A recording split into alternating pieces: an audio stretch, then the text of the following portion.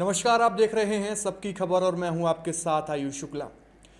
देश की राजधानी दिल्ली का जंतर मंतर, जहां कभी भ्रष्टाचार विरोधी आंदोलन ने देश की राजनीति की दिशा बदली, जहां किसानों, छात्रों, कर्मचारियों और सामाजिक संगठनों ने अपनी आवाज़ बुलंद की, वहीं शनिवार 6 जून को एक ऐसा प्रदर्शन देखने को मिला जिसने सोशल मीडिया पर शुरू हुए एक अभियान को पहली बार सड़कों पर उतार दिया।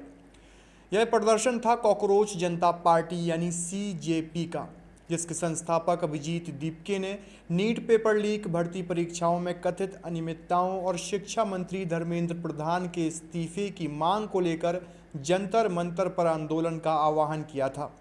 जिस संगठन को कुछ महीने पहले तक केवल एक व्यंग्यात्मक डिजिटल अभियान माना जा रहा था, उसने शनिवार को राजधानी के राजनीतिक केंद्र में अपनी मौजूदगी दर्ज कराने की कोशिश की। इस आंदोलन में सामाजिक कार्यकर्ता सोनम वांगचुक की भागीदारी ने इसे और अधिक चर्चा में ला दिया। कॉकरोच जनता पार्टी की कहानी सोशल मीडिया से शुरू हुई। युवाओं, बेरोजगारी, भर्ती परीक्षाओं में देरी, पेपर लीक और सरकारी जवाबदेही जैसे मुद्दों को लेकर चल रही बहस के बीच अभिजीत दीपके ने सीजेपी नाम से एक प्रतीकात्मक अभियान शुरू किया। शुरुआत में इसे इंटरनेट पर चलने वाला व्यंग माना गया, लेकिन समय के साथ इसने बड़ी संख्या में युवाओं का ध्यान आकर्षित किया। नीट पेपर लीक और अन्य परीक्षा विवादों के बाद यह अभियान अधिक गंभीर रूप लेता गया और अभिजीत दीपके ने घोषणा की, अब यह आंदोलन केवल सोशल मीडिया तक सीमित नहीं रहेगा, बल्कि सड़कों पर भी दिखाई देगा। इसी घोषणा के तहत 6 जून को दिल्ली के जंतर मंतर पर प्रदर्शन का आयोजन किया गया। शनिवार सुबह अभिजीत दीपके अमेरिका से दिल्ली पहुंचे। एयरपोर्ट से निकलते समय उनके हाथ में भारतीय संविधान और डॉक्टर भीमराव अंबेडकर से जुड़ी पुस्तकें थीं।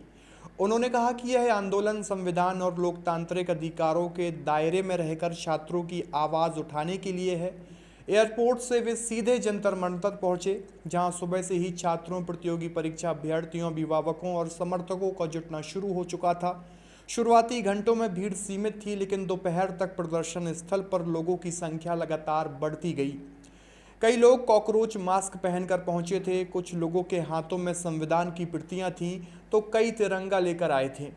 प्रदर्शन स्थल पर लगे पोस्टरों और बैनरों पर मेक इन इंडिया नहीं, लीक इन इंडिया क्यों, पेपर लीक बंद करो, छात्रों को न्याय दो और भविष्य बचाओ जैसे नारे लिखे हुए थे।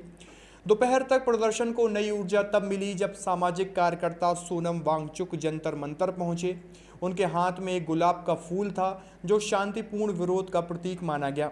सोनम वांगचुक ने लगभग एक सप्ताह पहले ही कॉकरोच जनता पार्टी के आंदोलन का समर्थन किया था और इसमें शामिल होने का ऐलान किया। जैसे ही वे मंच पर पहुंचे, भीड़ में उत्साह बढ़ गया। मौके पर मौजूद लोगों के अनुसार उनके आने के बाद प्रदर्शन स्थल पर लोगों की संख्या तेजी से बढ़ी।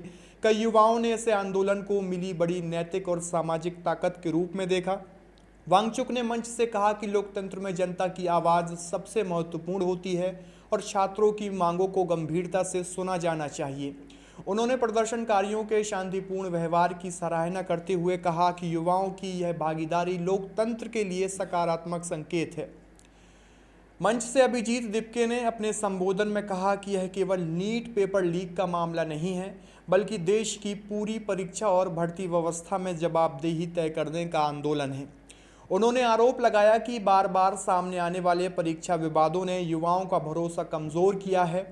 उन्होंने कहा कि सोशल मीडिया पोस्ट हटाई जा सकती है, अकाउंट बंद किए जा सकते हैं, लेकिन छात्रों की आवाज़ को दबाया नहीं जा सकता।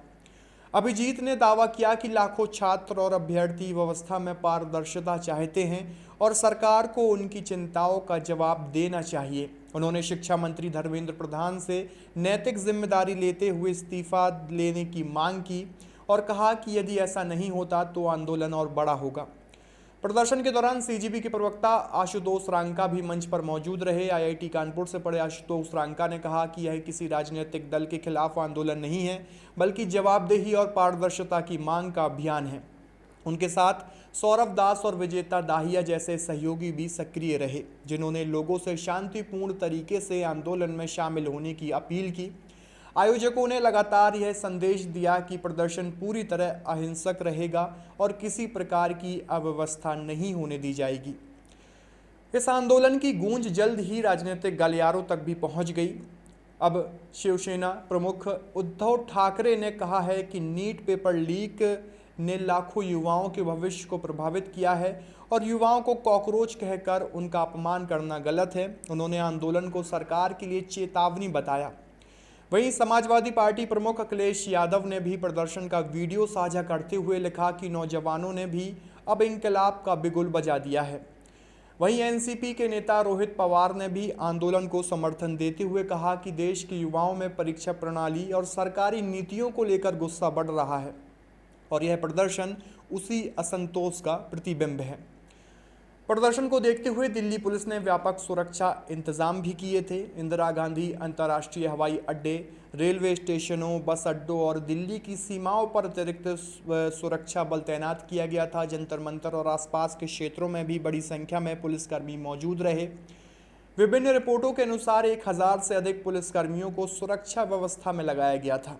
दिन भर पुलिस हालात पर नज़र बनाए रखे थी। इसी दौरान 6 लोगों को एहतियातन हिरासत में भी लिया गया।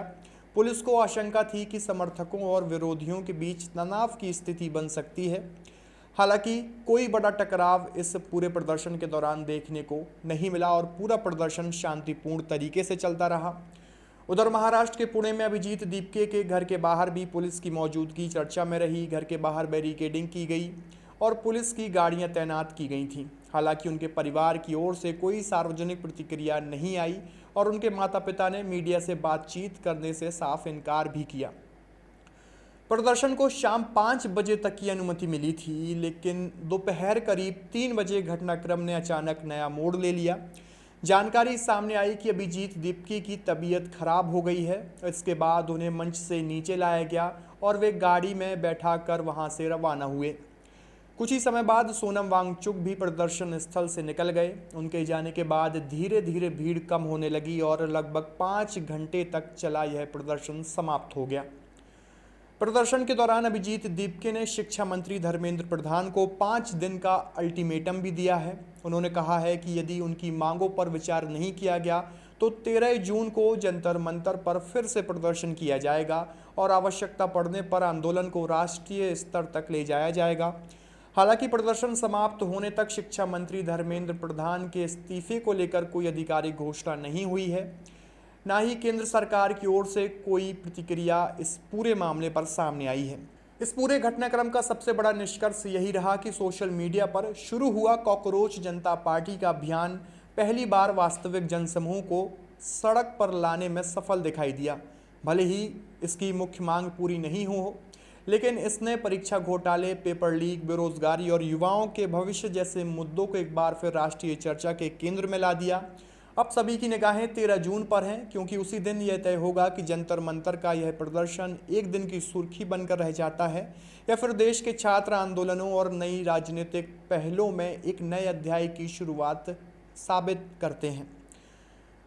तो ये थी पूरे आज के जो कॉकरोच जनता पार्टी का जो दिल्ली में जंतर मंतर पर एक 5 घंटे का आंदोलन हुआ था।